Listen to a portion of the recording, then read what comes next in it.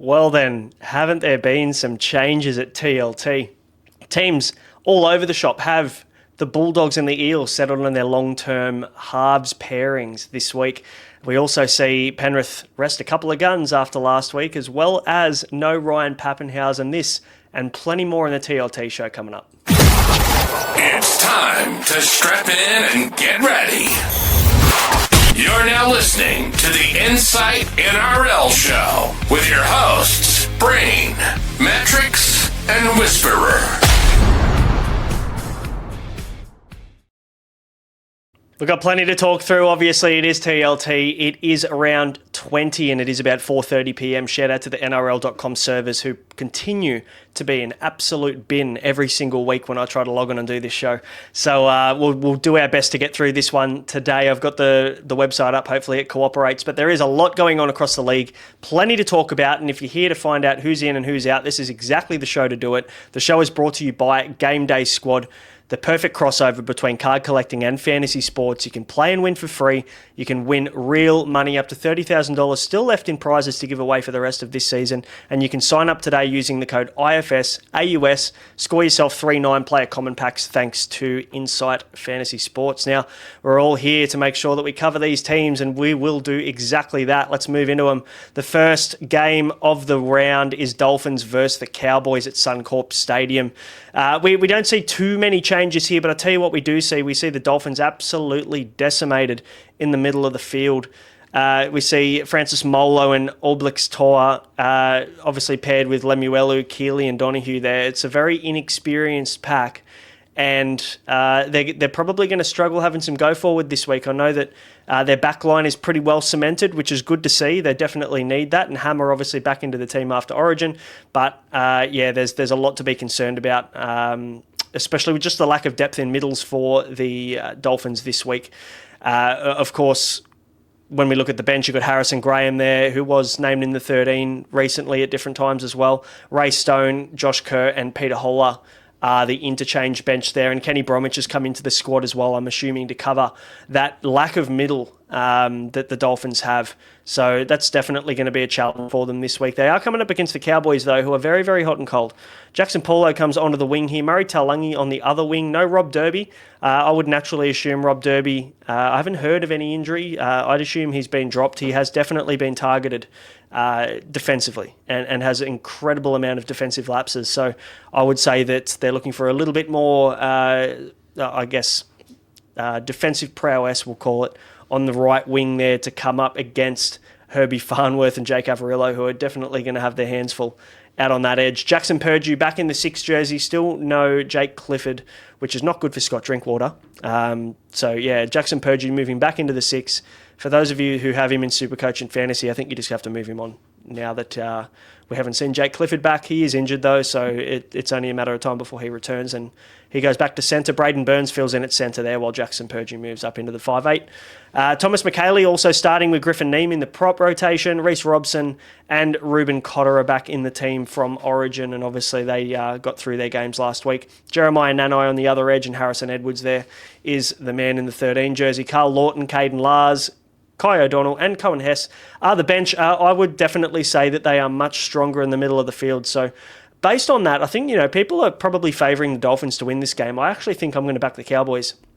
I know it is at Suncorp, but I just feel like the Dolphins are missing some pretty influential middles in this game, and I think the Cowboys will probably win the game in the middle of the field. So, I'm going to back the Cowboys in this one. Obviously, we have to use this format because I can't keep loading and reloading different pages because NRL.com just isn't cooperating with me today, as most weeks. Let's move on to second game, Sharks versus the Roosters. This is a tough one. Shark Park, I'm going to back the Sharks. The Roosters haven't been playing their best footy, but you just don't know which Roosters team are going to turn up each week. Let's look at the Sharks first. They are unchanged as of last week. Sifa Talakai still at centre, still no Maween Harodi to be seen yet. Kale still at least another good 4 to 6 weeks away, I would assume, as a bare minimum. We still see Britton Nickera and Teague Wilton on the edge. Britton Nickera has been playing some really good footy the last couple of months. Blake Brayley and Nico Hines also starred last week for the Sharks, and I'm sure there's a lot of us that would love for that to happen, myself included. The bench there remains unchanged. Atkinson, Colhoun, Toby Rudolph and Braden Hamlin-Ueli doing the job there for the Sharks. Billy Burns on the extended bench with Samuel Stonestreet, who doesn't look like he's far away, but I would naturally think that their preferred wing combination being Mulatalo and Katoa. I don't see Stonestreet coming in at centre with all of the footy that he's played on the wing. Let's talk about the Roosters. Hugo Savala is missing this one with a hand/wrist injury as per NRL physio. So Chad Townsend comes into the 6, Sam Walker in the 7 in this game. So Sandon Smith still can't find his way back into this team. I just assume that they're looking to the future now, knowing that Sandon Smith's going to be moving on next year. So Chad Townsend comes back into the 6 and gets his go.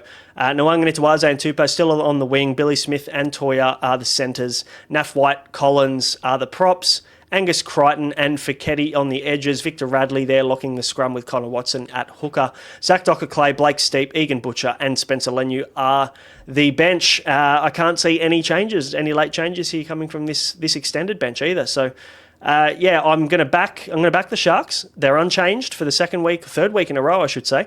They're in some pretty good form, especially after last week, and I do think that they play their best footy at Shark Park. So Sharks are my tip against the Roosters in this one. The third game, we've got Penrith and the Rabbitohs, and isn't this one a doozy? We've got no Nathan Cleary, no Isaiah Yeo. And for fantasy and Supercoach players alike, and even game day squad players, I think you'd be pretty upset with that, especially if you went early on Cleary last week. This is probably the reason why we told you to hold off for now. But he is rested in this game. Dylan Edwards likely takes the kicking tee in this one as well. Returns at fullback after his week off last week, as does Brian To'o. He is back on the wing there, forcing Paul Alamotti to centre as Isaac Tungo is out suspended from last week. Blaze Talangi and Brad Schneider are the halves. Leota and Smith up front. Mitch Kenny at hooker. Scott Sorensen and Luke Garner are the edges, with Isaiah Papali'i locking the scrum there while Isaiah Yeo is out. Dane Laurie on the bench in the 14 utility. So, it'll be interesting to see what kind of a role he plays and whether Edwards gets an early shower. Liam Henry, Liron Pateo and Matthew Eisenhuth are the bench there. Jack Cole on the extended if they decide to go a different direction than Schneider. And then we've got Maverick Geyer there on the bench who could probably find his way into the 17 for someone like a Matt Eisenhuth as well. As you can see there, Yeo, Targo, Cleary all out this week. The most purchased player in Supercoach, Nathan Cleary, not picked. So you're going to have to reverse those changes. Rabbitohs have Latrell Mitchell at fullback. They've got Alex Johnston and Ty Munro on the wings. Tallis Duncan still stuck at centre, even though Ewan Aitken is now back on the edge. I reckon there is every chance there could be a swap there. If Ewan Aitken at centre, Tallis Duncan moves back to the edge. Jacob Host is the other man to come in on the edge there, as well as Dry Arrow there in the 13 jersey. Keon and Totola up front with Havili at hooker. Pete Mamazelis back, I think it's his third game back now, so he's back in the 14 jersey, coming off the bench to work his way back into some minutes. Lachlan Hubner, Sean Kepi and Lewis Dodd. I think there's a $1.10 chance that Lewis Dodd ends up dropping out of this team, as he does nearly every single time he's named in the team. So it just depends on what they want that bench to look like. They've got a couple of middles there. Maybe they'll want some edge cover, pending how things go with Jacob Host, who I think will probably rotate into the middle more often than not.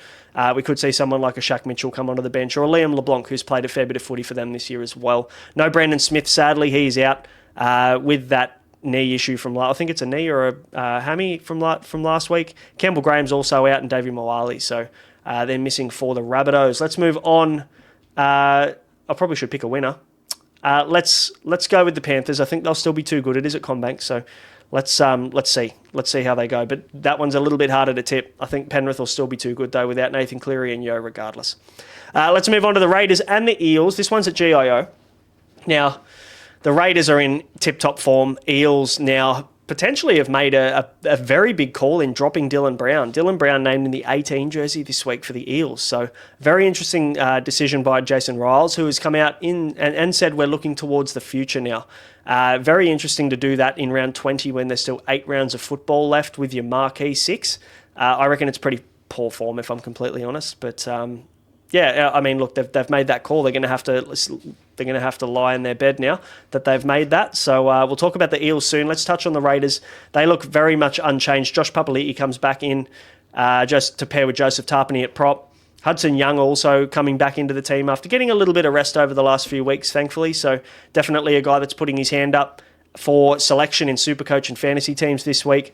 That osteitis pubis hopefully has had enough time to die down now and not bother him so much. Corey Horsburgh back in the 13 jersey. The backline is as it has been named the last few weeks. There are no changes in the back line. The bench for the Raiders, Owen Paddy, Simi Sasagi, Morgan Smithies and Ata Mariota. And on the extended bench, we see Danny Levi there, who I would naturally assume this is the way that it runs. I can't see any changes there personally. I'd say we're going to see 1-17 from the Raiders there. Let's talk the Eels, though. Now, Zach Lomax and Josh Adokar on the wings, as always. Bailey Simonson's come back in. He was a late in last week. He comes into centre. Good to see him back playing some footy. The poor bloke just finds an injury very easily. Sean Russell, the other centre. Yongi at the back. The halves pairing and potentially the new halves pairing, or at least one of the halves moving forward, Joash Papali'i, it looks like that's the direction that they're going. So he is paired with Dean Hawkins, obviously covering until Mitchell Moses is back. He will be back next week, as per reports. So, you've only got one more game without Mitch Moses. He should be back in round 21. Jermaine Hopgood has been named at prop this week. Very interesting. They obviously like what they saw from Dylan Walker in the 13 from that late change last week. So, Jermaine moves to the prop rotation to pair with Junior Polo. Riley Smith is back in the team. He starts at 9. Charlie Geimer there on the edge. And Jack Williams is the man on the other edge. Sadly, Katoga looks like he's gone down with a bad ankle injury. So, that's why the Hopgood change and Jack Williams slides to the edge there. It looks like their best 13. Talon De Silva, Jordan Samarani, Matt Dory, and Sam Tuivati is the bench. Dylan Brown named in the 18 jersey. I'm actually shocked. Just playing him at hooker last week and then just dropping him completely. This bloke has just gone and signed a $1.3 million deal at another club, and you've just straight dropped him. A lot of people gave a lot of slack to Benji Marshall for dropping Lachlan Galvin to cup that week. I reckon this is far worse, and very interesting to see how things react this week for the Eels. But I'm going to back Canberra, and I'm going to back them pretty comfortably in this one. No Mitchell Moses, no Dylan Brown, and at GIO. Is a very tough trip. It's a bit of a fortress there for the Raiders. So we'll back the Raiders in this one. Let's talk Bulldogs. This is the 5:30 game Saturday. Bulldogs and the Dragons at Accor Stadium. We do see Connor Tracy at the back. We see Jethro Rinakama hold his spot there. No Marcelo Montoya, so it looks like Rinakama's got that spot until he returns. Anari Tawala moves to centre. Bronson Sherry drops out of the team. Jacob Carraz is the other wing. Connor Tracy at the back. We do see at prop Max King and Sam Hughes, probably their best prop rotation or best prop pairing to start. Kick out Preston and Salmon are the 11 through 13 for the Bulldogs, unchanged. And Kurt Mann, Hayes, Curran, and Bailey Haywood there on the bench there for the Dogs. So the one thing we didn't mention is Lachlan Galvin in the 7. And it looks like they've gone away from Toby Sexton. They've just decided this is the halves pairing that we want for the future. And this is what we're going to do right now. And I think this is honestly the best move that they could possibly make. Trying to get a little bit of consistency in their halves or in their spine is crucial coming into finals football. So I'm surprised they didn't do it sooner. Sexton's now out of the team. Galvin is in the 7, Burton in the 6, and I think that's probably the way that it'll stay for the run home. Let's talk about the Dragons. We've got Sloan and Finau still on the wings. Holmes and Sully at centre, Gutho at the back, the same halves pairing, and then we do see the same 8 through 13. Luciano Leilua starting with Jaden Sewer on the edges there. Gula and Clemmer at prop still, DeBellin at 13. And then the bench looks unchanged as well. Jacob Little, Blake Laurie, Hamish Stewart and Michael Molo there are the bench. No changes of note really for the Dragons, and we'll back the Bulldogs here, and I think the Bulldogs are going to probably want to put out a statement game in this game, especially with all of the let's not call it pressure, but I think definitely, there's been word that the Bulldogs are potentially lacking and they're struggling a little bit. They're losing momentum coming into the finals after being so rock solid up until the Galvin signing. So let's see Galvin come out and have a really big game, and I think that's every chance of happening against the Dragons this week. We'll take the Bulldogs in this one. Storm versus the Sea Eagles at Amy Park. Tough road trip for Manly, that's for sure. And we do see one Ryan Pappenhausen not named again. Calf tightness, my ass. There is definitely something more to this, and it's a shame that they couldn't have the transparency to come out and actually be open about the injury. But yeah, if you've still got Ryan Pappenhausen, this is the 3rd week in a row now that he's missed for you, I would be moving on to Dylan Edwards pretty quickly if I was you. Nick Meaney still at the back. Whoever took a punt on Nick Meaney, very well done. It was risky, but it's paid off in dividends massively this week. Kane Bradley still on the wing there, the ultimate nuff. Every chance of scoring a meat pie this weekend as well. He is paired with Xavier Coates back from Origin, Grant Anderson and Jack Howarth at centre. Cam Munster comes back after his rest last week as well, so he has been named alongside Jerome Hughes in the halves. Stefano back in the starting prop rotation as well, so we're probably going to see an uplift in minutes now that Origin's finished for Stefano. He is paired with Josh King, and then we do see Harry Grant in the 9, Blore Katoa on the edges, and Trent Liero in the 13. Their bench, Tyron Wishart, Tui Kamikamika, Nelson Asofa Solomona, and Ativalu Lasati, I should say, rounds out the bench there. Joe Chan, he drops out of the team, as does Bronson Garlick, who is covering for Harry Grant. Jonah Pezzett also drops out of the team as well. So the Storm, whilst no Pappy, are in a pretty good spot, and I think they probably get up in this one just due to the fact that it's at home. Let's talk Sea Eagles. Lehigh Hopewadi stays in the 1, Tom Trebojevic stays at centre. Kohler the other centre, Saab and Garrick are on the wings, the same halves pairing in Brooks and Daly Cherry Evans. Matt Lodge and Siwa Takiaho are the props.